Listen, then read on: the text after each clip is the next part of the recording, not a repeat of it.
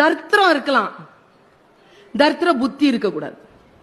குதிரையில ராஜா போயிட்டே இருந்தானா, ஒரு பிச்சைக்காரன் உட்கார்ந்து இருந்தான். ராஜாவுக்கு மனசு கஷ்டமாயிடுச்சு. பிச்சைக்காரனை பார்த்து ஒரு செப்பு காசு அப்படி தூக்கி போட்டான். அவன் கேட்ச் பிடிக்கிறத விட்டுட்டா, அது சாக்கடையில விழுந்துருச்சு. ராஜா கவலையாயிடுச்சு. குதிரையை திரும்பி கொண்டு போடானா. திரும்பி போனா அவன் சாக்கடையில கைய போட்டு அந்த செப்பு காசை தேடிட்டு இருக்கான். தேடாத தேடாத, இந்தா வெள்ளி காசு வச்சுக்கோன்னு. வெள்ளி காசை இந்த கையில வாங்கிக்கிட்டு மறுபடியும் அந்த செப்பு காசையே சாக்கடையில தேடுறான். ராஜா சொன்னார், நான் நிறுத்த சொன்னேனே, உனக்கு இது பத்தலையா? இந்தா ஒரு தங்க காசு.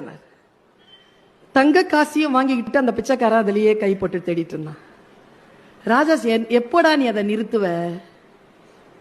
இல்ல இல்ல இருங்க, வரேன் ஒரு நிமிஷம். ராஜா பேசிட்டு இருக்கான், இவன் சாக்கடையில தேடிட்டு இருக்கான். சரி வா, உன்னை நான் ராஜா ஆக்குறேன்.